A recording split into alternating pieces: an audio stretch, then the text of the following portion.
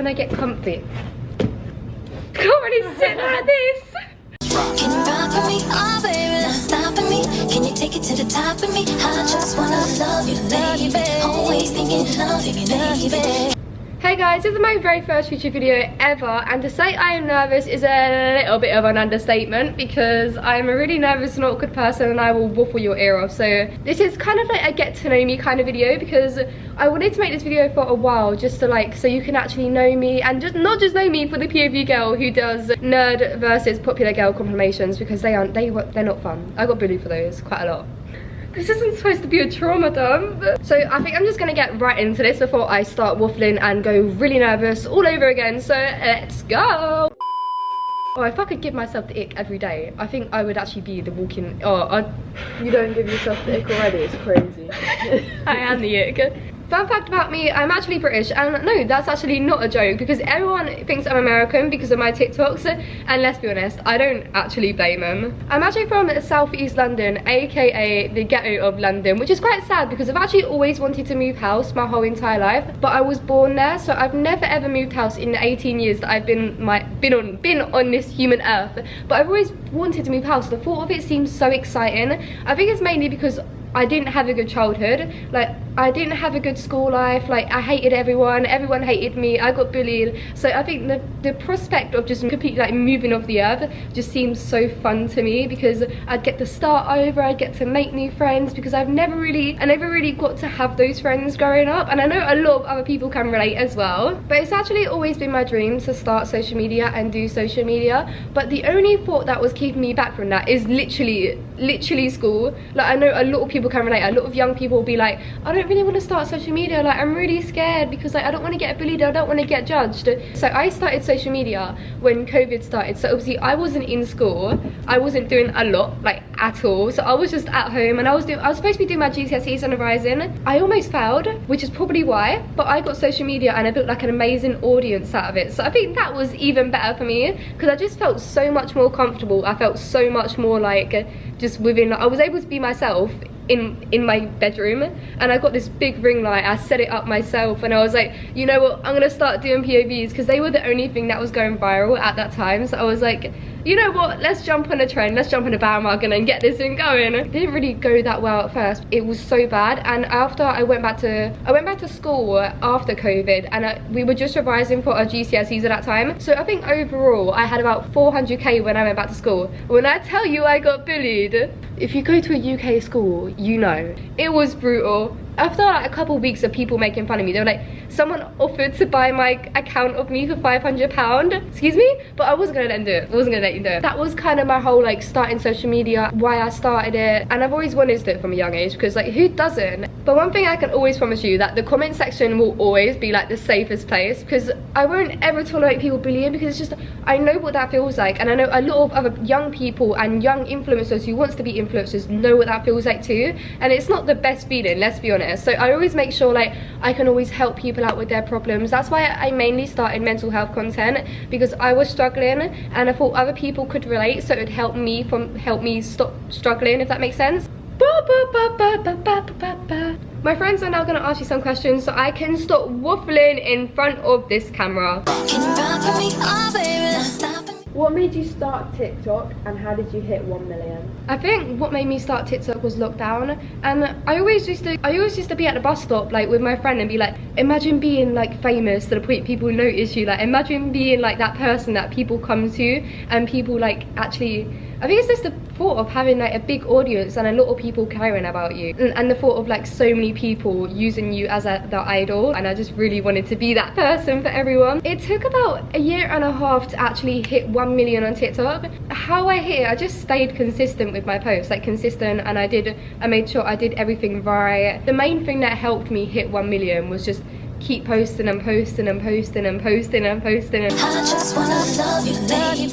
Do you have any mental health problems? I have anxiety. That's one thing I can relate to a lot with all my posts, and a lot of other people as well. I have like really bad anxiety to the point I won't get on a bus. Like, I remember when my anxiety used to be so bad, so bad, to the point I couldn't even get on a bus up the hill. So my old school, it was around like a 5 minutes bus ride, but you have to walk up this huge hill, and the bus would always go up the hill, but it was always stop on the hill, and then when it stopped, it rolled back and it rolled back up. And I remember one time I thought it was going to roll all the way back down, but it's literally called a hill start, but it rolled all the way back down. I didn't get on a bus for like, I think I didn't get on a bus for like 2 months because I was too scared. I had a panic attack. My anxiety is so bad. Like, I overthink about everything. It will stop me from doing daily things. I hate it. Let's not forget about the lift. I can't get in a lift. I can't get in a lift. I would rather carry my suitcase up 10 flights of stairs than get inside of a lift. And I have done that before. A week ago, I remember you clinging onto me in that lift. Oh yeah, I went to this school trip thing and we had to get on a lift, and I was clinging on to my friend because I can't get in a lift. Can you roll with me? Oh, baby. What's one thing you can't live without? My phone. I can't live without a phone. I don't think anyone can live without their phone. Can you live without your phone? I mean, yeah. I probably couldn't, to be honest. We're not lasting locked in. I couldn't last without my phone. I'm not lasting. I'm a celebrity. Get me out of here. I cannot. Well, how am I going to play music? How am I going to listen to music? I'll be like the dead of silence in my room. Who am I going to text? I'm not going to go send letters to people. I can't write properly. I can't even spell properly on keyboards. So my phone is my life. Can you roll with me? Oh, baby. Over me. What is your future aspiration? Social media. I just want to be able to become a big thing, like a big person, more bigger than I am now, to the point that I'm not really sure. I want to be able to have like a bigger fan base. I want to be able to help people a lot more. I want to be able to do a lot more than I'm doing now, because right now I just feel really limited within myself. I just feel really limited. I don't feel like there's much space for me here. Like, I feel like I'm just squeezing in to the social media category, but I really want to be able to like help people out. I really want to be able to do so much more than I can now. I would love to help people with mental health a lot more, but by just creating more videos on TikTok and on YouTube as well, because I post YouTube shorts related to mental health and helping people out, and I'm already helping people because I just know that people can feel the comment section as a safe space no matter what they do, which means the absolute world to me, because by this it just makes people feel more welcome, which I love. It makes me so happy because people feel so welcome to comment, and other people relate to their audience as well. So other people comment and other people reply to comments, and you build friends in the comment section, and for me it's a safe space reading through it. Like, I can actually reply to these comments and actually relate as well and share my stories. Like, it's such an amazing thing to be able to do that. I think I like how you are. If there's one reason why you'd quit social media and creating content, what would it be? I don't want to say this because I'm never a person to live up to hate. It would definitely be hate. One person doesn't agree with it, they can make the whole of social media not agree with that one thing. Whether it could be something so little or it could be something so big, but people just won't agree with it, and it's just hate. I remember one time I did get a lot of hate, but I think it's because people were asking questions. You know, have you seen that trend where it's like, fix your lashes, babes, and people are saying that on live over and over again? And I think I just said, I'm gonna be honest, I think I literally just said, I don't, why are you hating? And I got a bit mad and upset. But obviously that's the reaction you're gonna have. That's the reaction literally anyone's gonna have if they're getting bullied or whatever's going on. So, but people took videos of that live and it got 500k likes, but the video has got removed now, thank God for that, because I didn't do anything wrong. People are just being so rude, so I was just like, I'm not really sure like what to do, and I think I was at my breaking point, so I just went When you're loving me, I can't describe. Have you ever been bullied? I got severely bullied for in year 7, 8 and 9 and 10, but people bully you for the most ridiculous things. I got bullied for my hair. So when I was younger, I had really puffy and frizzy hair, and I remember this one parents' evening, I was really insecure about my hair at this time. Like, I used to always straighten it every morning, so it always got heat damaged. It was really bad, and I always used to hate it so much. I think that at that point in my life, I was the most insecure I've ever been, which I've obviously overcome that now because I feel a lot better. I feel like a lot like myself. Like, I look in the mirror and I actually like myself now, but in that parents' evening, if you don't know what parents' evening is, it's basically a parent and teacher meeting for Americans. So student and parents go to see their teacher of their selected topic, and then they say if they're doing good in class. But I was walking to my other teacher in the school, and I remember this girl walked past me and was speaking to her mum. If you're watching this, don't take it seriously. She was speaking to her mum and she was like, that's the girl with the really puffy frizzy hair, like that's the really ugly one. And my parents were with me. They stood, my mum and dad stood in shock, like shocking look on their face, and my hair was still puffy and frizzy at the time I was walking around school. But there's nothing you can do about it. Do you want me to shave it off? Like, I'd rather not. And then I remember going home that night to cry my eyes out, to the point I made my parents order me a keratin treatment. I didn't go in school the next day because it was coming the next day, so I did it that night. I went into school and my hair was even worse, and I didn't go to school for about a week after that because I was too scared of people seeing me. And then at that point I decided to get extensions to help my hair a lot more, and it did. I got bullied for that for ages. I was just so insecure of myself. I really didn't like myself because of that one person, that one comment that was made. It ruins your life, but you kind of learn to overcome it because it's that little thing, that little person, only one person thinks it, but they can make everyone else think it. It took a huge toll on my mental health, a huge toll on my life, but what can I say? Do your parents support your career choices?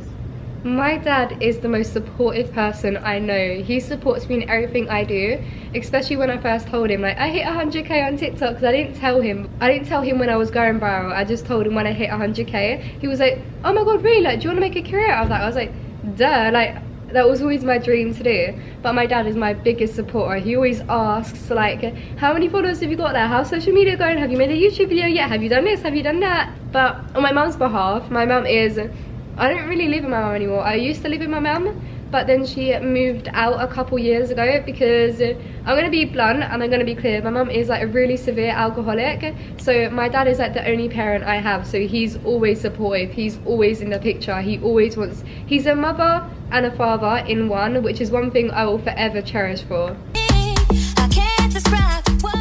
What's your biggest fear? Lifts.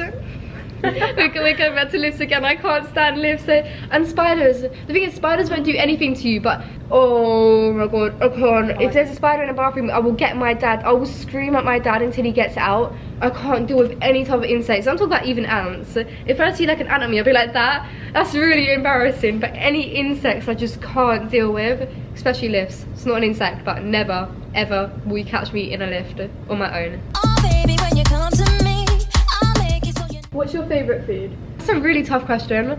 I am probably the fussiest eater you'll ever meet. Like, I think my favourite food would probably be like chips or something, or like a plain hamburger. No, steak. I love steak. That's the thing I only tried like a year ago, but I've been a fussy eater. Like, I don't like cheese, I don't like certain ham, I don't like pickles, I don't like gherkins, I don't like certain sausages. Like, if you comment a food below, I will say whether I'll eat it or not. I guarantee you every single one will be nope, or never tried. Never tried an egg, never will touch an egg, scared of egg. You've never had an omelette? Never had an omelette, don't know what an omelette really is. Oh, you've never had scrambled egg on toast. You've never had like a boiled egg or like an egg sandwich. I don't think I like baked beans either. What artists do you have on repeat? Thinking I had to bring my phone into the equation for this one because I'm that type of person. I don't have a playlist, so I put everything on my Spotify liked. I don't know if you can see it, but everything, oh okay, maybe not, everything is on my Spotify liked. But I think who I have on repeat is The Weeknd. I'm a guilty person for being obsessed with The Weeknd, maybe too obsessed, because I literally have every single one of his songs on repeat 24/7. It's like, always do have my AirPods in. You won't, this is the only time I think you've seen me without my AirPods in school. I've never seen you without your AirPods in. See, I literally had my AirPods in 24/7. I can't wait for Spotify Wrap next month. Or is it this month? I think it's the end of this month, but I can't wait for Spotify Wrap because it's gonna be crazy. My other favourite artist is definitely Dave. Oh my god, I love Dave so much. And Georgia Smith. Drake. Oh my god, it's so exciting. And Kenya Grace, she released that like song, Strangers. We'll get in your car and you're late to kiss me and lie in the backseat. Nice. But thank you all so much for watching, and please like and subscribe if you want any more videos, because I was really nervous to like make this and post this, but here we are. I finally did it. I was in denial about making this video for weeks, but I finally did it, and I hope you all enjoyed it and you got to know me a little bit more. But thank you all for watching, and I'll see you next time.